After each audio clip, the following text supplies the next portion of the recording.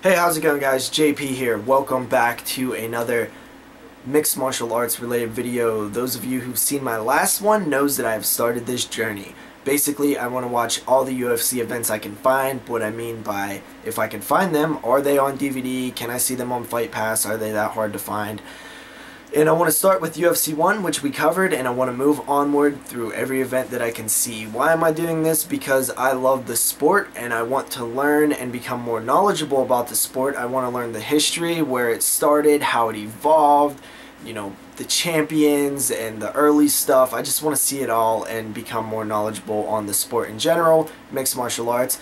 But where do I start? Why not start with the UFC, the sport, the promotion that started it all? Maybe eventually work through the Pride stuff and the WEC stuff, but for right now we're talking UFC, and we're on UFC 2 from March 11th 1994, I believe it took place. And this DVD itself does not hold all the bouts because it was an 16-man tournament instead of an 8-man tournament, which is quite a bit bigger, double. So all the fights are not available on the DVD, but you can see them. They are on Fight Pass. I did watch them, but I'm not going to talk about each and every of the opening round bouts because, let's face it, it'll make the video like double in length, and nobody really wants that. So with that said, we're going to quickly run through the opening round bouts. And first up, we had Scott Morris. He defeated Sean Doherty via submission guillotine choke. Then we had Patrick Smith defeat Ray Wizard, submission guillotine choke. Then we had Johnny Rhodes defeating David Levecki, submission due to punches. Then we had Frank Hammaker defeat Thaddeus Luster. This was a TKO corner stoppage. Then we had Orlando Veet defeat Robert Lusarili, TKO elbows. I'm sure I butchered his name very badly. Then we had Remco Pardul versus Alberto Leon. This was submission armlock. After that, we had Jason DeLucia versus Scott Baker. He defeated him via submission punches. And then we move on to the first broadcasted fight on the, I believe, pay-per-view and the DVD. And this was the final opening round bout, and that was Royce Gracie versus Minoki Kalahara. This is kind of a grappling match right here. Both of these guys, I believe, were, kind of versed in the grappling discipline. We have Royce Gracie, who, of course, won UFC 1. He returns, and he kind of takes him down and pretty much just owns him, gets them out, and he actually wins the fight via lapel choke. And this is actually using his gi against him. He chokes him out with the gi, which you always hear about Royce Gracie using the gi and his opponent's gi to his advantage, and this actually showcases that, which was kind of interesting because you always kind of wanted to see it. So he gets the lapel choke, which was very awesome to see.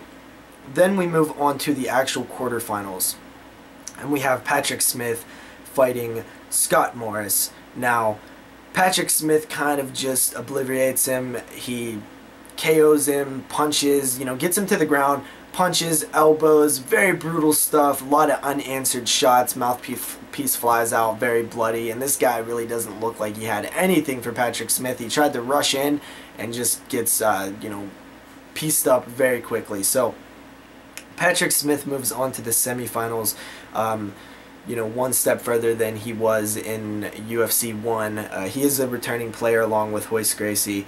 Then we have Johnny Rhodes versus Fred Iddish. Now, Fred Iddish is an alternate. He did not have to fight in the first round. He comes in replacing Frank Hammaker due to some kind of injury. He was unable to continue. Fred Iddish does not look like a fighter. He doesn't really look like he knows what the hell he's doing. He comes in and pretty much gets destroyed, elbowed in the face, cuts his eye all open. He gets uppercutted, and that's kind of where it goes all downhill. He's kind of Fred Iddish is kind of using these push kicks a bit to try to keep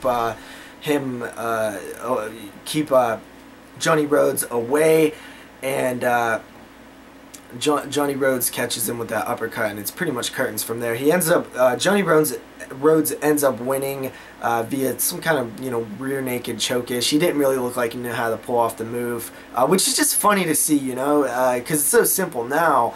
But looking back where these guys didn't really know how to properly choke their opponents and stuff, it's kind of interesting to see that.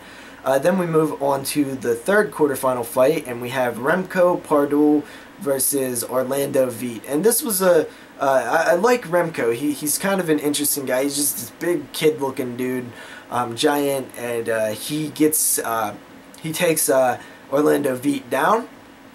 Kind of gets on his it's kind of side control, and basically you know, fights in the position for a bit, eventually starts landing some elbows to the back of the head / temple, and after just a few unanswered elbows just knocks him completely out, and he gets hit with a lot of shots after he's unconscious. They throw in the towel, and he wins via KO. Moves on to the semifinals. Then we move on to Royce Gracie defeating Jason De Lucia. This goes pretty fast. You know, De Lucia comes in and pretty much it's a grappling match, and Royce ends up you know, slipping off a armbar pretty quickly. So that fight ends. Then we move to the semifinals. Patrick Smith versus Johnny Rhodes. Pat Smith gets a standing guillotine. This one is, you know, not the greatest fight. It's pretty boring. Pat Smith gets the standing guillotine. Then we have Royce Gracie versus Remco Pardul. And this was actually another lapel choke, I believe. This was actually the one that I'm thinking of, the full lapel choke, where it was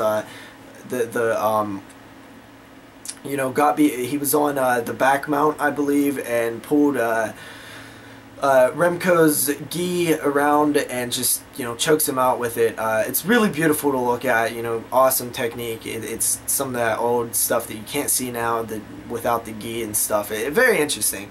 So that leads us to the final fight, which is Royce Gracie versus Patrick Smith. And this one was kind of anticlimactic. Royce Gracie pretty much takes him down, mounts him, and starts dropping some, you know, strikes, which don't look too terrible, but it ends up becoming a submission due to punches. I think the corner threw in the towel on that one. So Royce Gracie wins UFC 2.